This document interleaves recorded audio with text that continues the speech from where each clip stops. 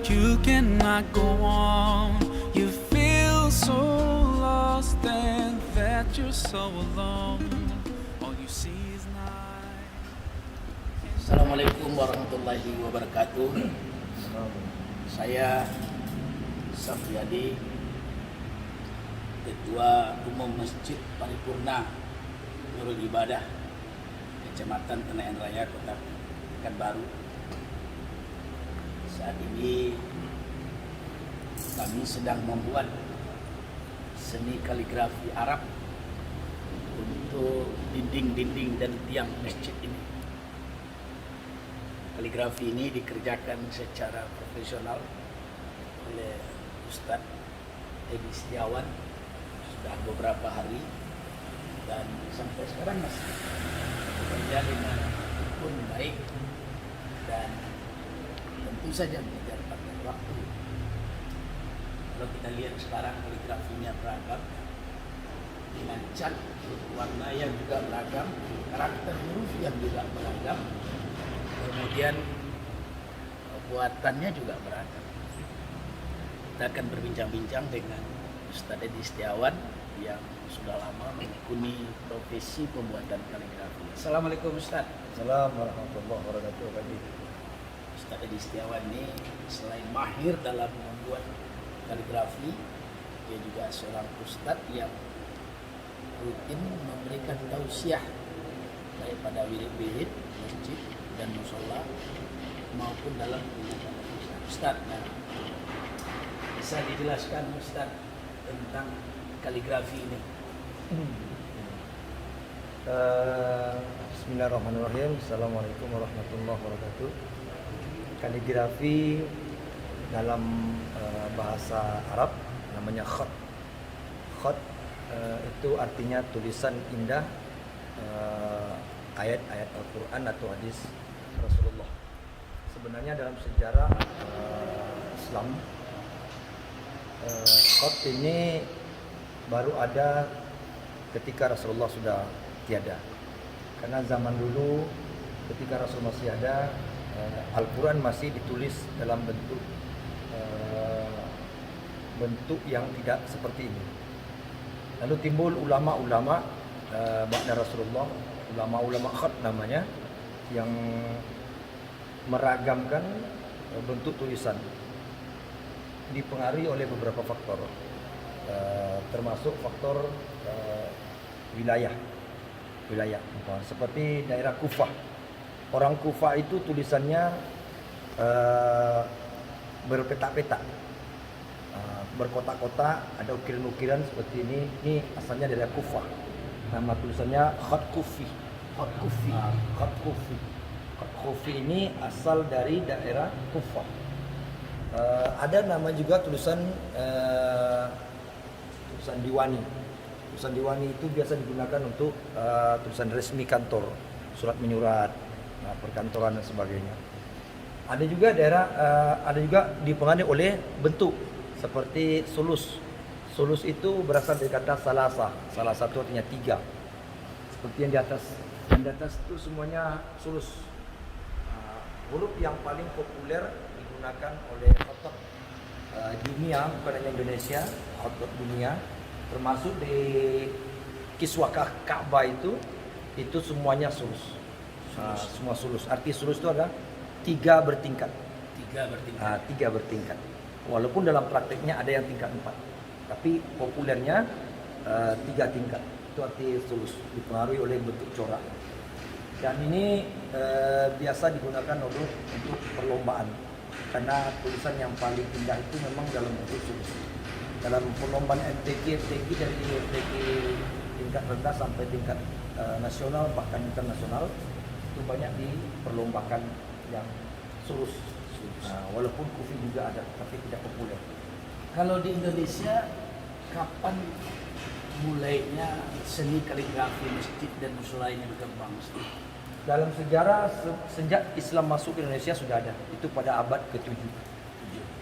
Ke-7 Masehi. Sudah masuk ke Indonesia, dibawa oleh ulama-ulama Arab juga. Sembari Islam masuk, melalui dakwah juga tulisan juga masuk. Jadi sudah ada sekitar 13 abad yang lalu. Ada juga kontroversial, pendapat yang pro dan kontra. Oh iya, Ada yang mengatakan bahwa masjid itu sebaiknya tidak dibuat Ya. kaligrafi, bid'ah. nggak dianggap bid'ah Ya. atau macam-macam lah. Jadi juga ada yang berpendapat kalau masjid ini pakai kaligrafi justru membuat kita rasa lebih nyaman di masjid itu, dan mata ini pun bisa lebih bebas Kena. untuk mensiarkan agama. Ini aspek fikihnya gimana Ustaz? Dalam hadis Rasulullah SAW, Rasul mengatakan Innallaha jamil wa yuhibbul jamal. Sesungguhnya Allah indah dan suka dengan yang indah. Keindahan itu sunnatullah.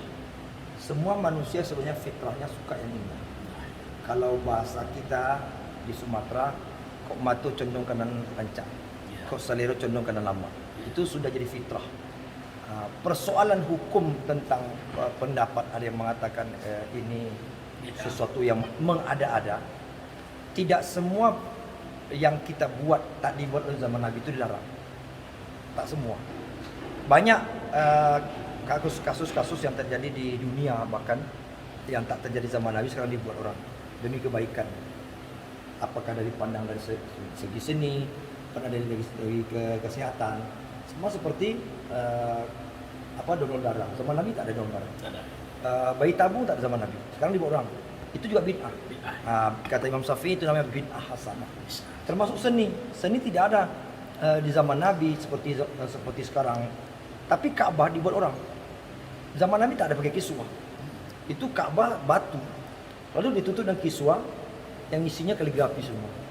Bahkan Masjid Nabawi pun banyak. Nabawi, bahkan seluruh Masjid Nabawi, bahkan kuburan Nabi yang ada di Raudhah itu semua pintunya pakai kaligrafi. kaligrafi, bahkan kaligrafinya dari Kuningan.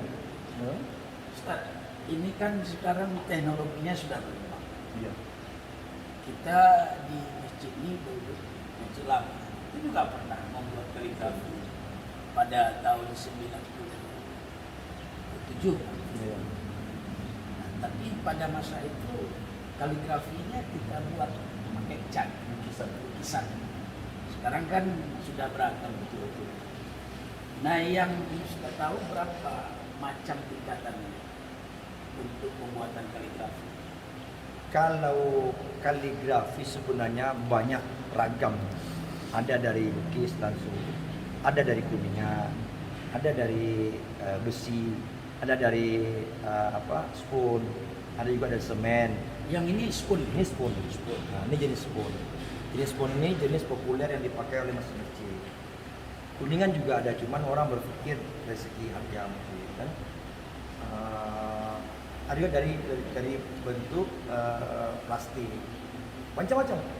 Kaligrafi ini macam-macam. Dari tanah juga ada, tanah diukir seperti batu bata dibakar keras gitu kan. Tapi yang terbaru sekarang spoon.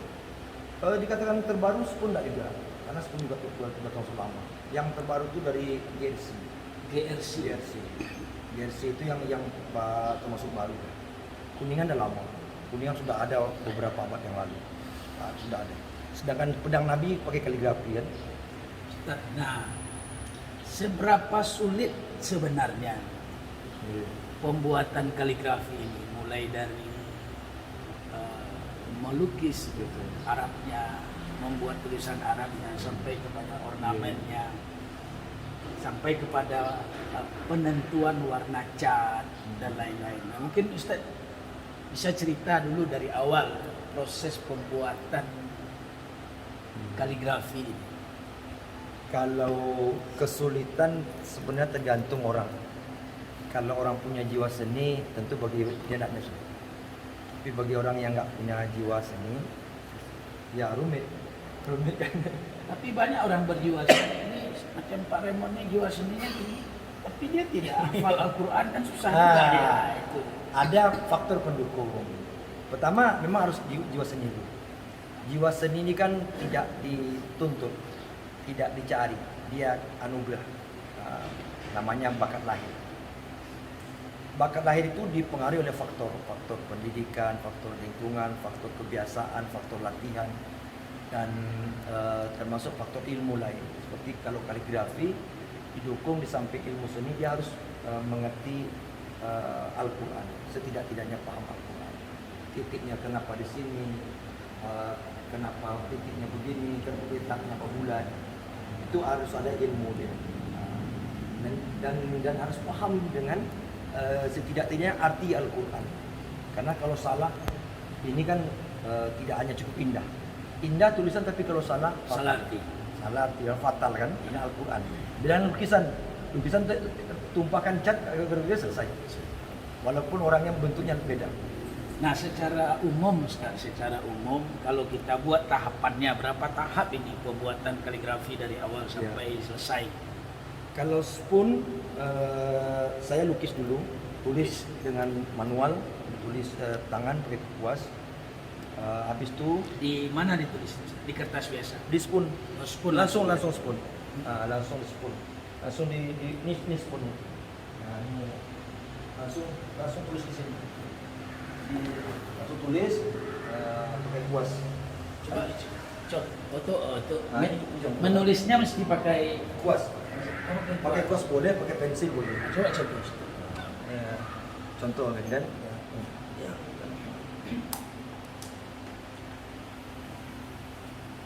Seperti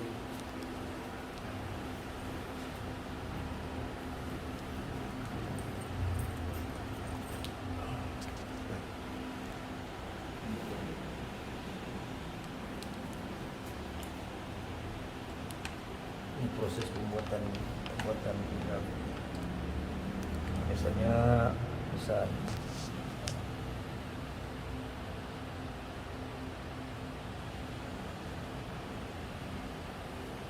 Onior namanya Ustaz ya. Enggak. Langsung Arabnya. bis. Oh, oke. Bis. Mil lah kan misalnya kan. Nanti udah kering.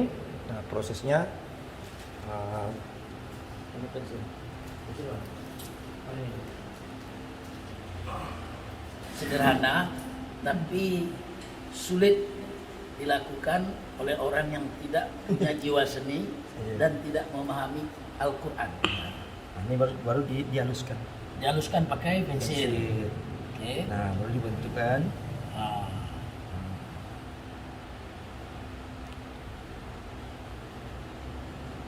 Oke, Ustaz. Nah, setelah itu dipotong. Terus dipotong. Potong. Pakai cutter untuk pakai silet, baru tempel. Tempel. Tempel ke dinding. Tempel ke dinding. Nah, inilah hasilnya kan. Nah, ini hasilnya. Tempel. Setelah tempel, proses ketiga cat. Cat. Catnya berapa kali, Ustaz? Cat sampai cat dasar dulu. cat dasar itu kalau rata-rata kalau jotun atau duluk atau spektrum, kemtun itu catnya harus 2 kali 2 kali. biar padat. Yang dasar. Ya dasar nih cat Nih, di tembok ya. tembok. Kemudian baru di spoon. Nah, semuanya sekalian. Lihat. Nah, guna spoon itu dicat supaya menutupi pori-pori. Tapi spoonnya dicat belum cat asli ya? Belum. Belum. Ini kasih tinta emas. Kasih tinta emas. Nah, ini contoh kasih tinta emas ya. Contoh. Biar kasih tahu. Ya, ini contoh. Cat itu seperti cat ini berfungsi sebagai lem. Ini catnya berfungsi sebagai lem. Ah. Kan? Setelah ini masih ada lagi. Harus kasih tinta emas. Baru dikasih tinta emas. Jadi cukup rumit juga, saudara, tentang proses pembuatan kaligrafi. Oh, ini tinta emasnya. Nah, ini tinta emas. Oh, ini apa bahannya ini, Ustaz? Nah, ini harus tinta emas. Oh, lengket dia di sini. Jadi ini foil Foil strada yang dipakai untuk orang komputer buat Saya undangan. kira di sini cat beneran, Ustaz. Enggak. Nah. Nah, ini dia. Nah, ini contoh kami. Nah, Ustaz, mana yang lebih rumit? Mengerjakan kaligrafi dengan spoon atau cat? Lukis langsung. kalau lama-lama sepuluh. Lama-lama. Kalau lukis saya itu kalau 100 meter biasanya itu 2 minggu selesai. 2 minggu selesai. 1 meter. 100 meter. 100 meter Nah. 2 minggu selesai. Ya. Kalau spoon Terus pun ini ini aja udah berapa, hampir 1 bulan ya. 1 bulan. 1 bulan. Kalau di Bentang kan panjang. Iya. Kalau Bentang kan panjang. Ini lebih berapa meter nih? Udah lebih, ini aja udah 5 meter. Ini 5 meter. 5 meter, 5 meter, 6 meter. Ini aja sampai 6 meter. Nah, Ustaz, dari beberapa tahapan pembuatan kaligrafi ini, mulai dari menulis di atas pun sampai menempel dinding dan segala macam, mana pekerjaan yang agak rumit dan membutuhkan waktu? Memotong spoon ornamen begini. Nah, ini. Oh, Nah, ini. oh ini ya. Nah, ini lama ya. Ya, ini dibuat. Saya buat ornamen dulu. Nanti anggota memotongnya pakai cutter. Ini hasilnya. Nah, ini hasil. Memotong ini yang butuh waktu. Ah, butuh waktu agak lama. Apalagi huruf itu juga. Nah, dia memotong ini lah. Ini belajarnya dari mana, Ustaz? Belajar ini. Memotong. Ini ornamen kan? Ornamen. Ornamen ini inspirasinya diambil apakah itu dari ornamen Melayu atau Ya. ada ornamen lain? Ya, kalau ini perpaduan Melayu dan Jawa. Perpaduan? Nah, ini perpaduan Melayu dan Jawa. Ini perpaduan Melayu dan Jawa. Ya. Yang Melayu tentu yang kuning ya, Kak? Ya, warnanya. Warna. Perpaduan itu Warna hijau kuning itu Melayu. Oh, perpaduan itu ada pada warna. Iya, bisa Bukan pada ornamen. bisa bentuk ukiran ornamen ini identik dengan Jawa. Oh, ini bentuknya. Batik Jawa. Nah, dia banyak seperti ini. Nah, ini perpaduan yang Melayu. Warna Melayu silang-silang. Ditambah dengan warna. Ini sudah baku ornamennya seperti ini atau tidak, Ustaz? Enggak. Saya melihat bentuk masjidnya. Masjid ini identik warna apa? Saya keluar ke dalam, ke atas, ke bawah. Saya lihat dari dinding luar itu banyak hijau. Banyak hijau. Lantai juga banyak hijau. Berarti orang sini suka hijau. Hijau. Ah. Hijau itu kan warna yang disukai. Nah, kadang-kadang juga ada satu masjid saya tengok orang suka warna biru. Saya tengok katanya biru. Ada juga yang coklat. Nah, coklat. Tergantung situasi Pak. Kalau tentang warna itu tergantung orang situ tuh sukanya apa. Nah, Satu kali pengerjaannya punya berapa orang pembantu, Ustaz? kalau ini kan masih sedikit kan, masih sedikit tuh 3 orang cukup. 3 orang, Ustaz. Ah, Nah, ini yang terakhir, Ustaz. Mungkin belum terungkap ini. Dari mana Ustaz belajar membuat seni kaligrafi ini? Hah? Ya begini, cerita singkat ya kan. Saya dulu waktu masih SD, SMP, sampai SMA tuh hobi melukis. Memang hobi melukis. Saya sampai sekarang masih bisa melukis orang sambil berdiri. Nah, orang berdiri saya lukis bisa. Nah, itu asalnya. Pas di masuk Madrasah Aliyah di Taluk Kuantan, saya coba-coba membuat kaligrafi sendirian. Saya karton, spidol sendiri, modal sendiri. Saya ingin tampil di sekolah tuh ada kaligrafi, karena di MAN kami itu nggak ada kaligrafi satu pun. Coba tampil. Jadi pas saya tampil ke sekolah kaget. Ini karya siapa? Di Setiawan Pak. Saya dipanggil kantor. Besok ikut MTQ urusan Taluk Kuantan. Dari situlah saya mulai berangkat mengenal kaligrafi yang Umur sebenarnya. berapa tuh? Waktu itu masih aliyah lah, SMA kan 15-an lah. 15 tahun. 16 tahun lah. Sekarang Ah. 50. Nah, 43 baru. 43 dan 30 tahun. Ya, 30 tahun. Jadi semenjak itu karena saya termotivasi diikutkan MTQ, maka saya rajin beli buku. Bagaimana khot yang benar, sambil bertanya sama senior. Karena kami sebelum tampil harus latihan. Itu membuat saya belajar. Secara tak langsung saya sudah belajar dengan kondisi itu. Oh, jadi bukan karena ada mengikuti pendidikan secara Enggak. khusus atau karena turunan, tidak. Tidak ada. Otodidak. Otodidak. Ditambah dengan kemauan. Kemauan. Memang asal muasalnya itu dari MTQ. Seberapa rumit nih Ustaz kalau belajar? Kalau saya tak rumit Pak, saya asik karena ini jiwa saya kan. Tak ada rumit. Tapi tukang pembantu Ustaz sampai sekarang belum bisa membuat ya walaupun Itu enggak. Ini generasi berapa nih? Ini generasi kelima. lima. Dari dulu sampai sekarang tuh udah generasi kelima. Karena rata-rata anggota saya mahasiswa ikut sarjana kerja. Ngecat bisa, motong bisa, membuat belum. Belum ada anggota saya satupun yang bisa membuat kaligrafi. Baik Ustaz. Terima kasih Ustaz atas bincang-bincangnya. Nah, demikian bincang-bincang kami dengan Ustaz Edi Setiawan, pembuat kaligrafi yang profesional dan sudah kami buktikan di Masjid Nurul Ibadah ini. Nah, bagi bapak-bapak pengurus masjid dan musola termasuk perkantoran dimanapun berada, kalau ingin membuat kaligrafi melalui Ustadz Edi Setiawan, silakan langsung berhubungan atau berkomunikasi dengan Ustadz Edi Setiawan. Harga bisa kompromi. Cause Allah is always by your side. Inshallah, inshallah.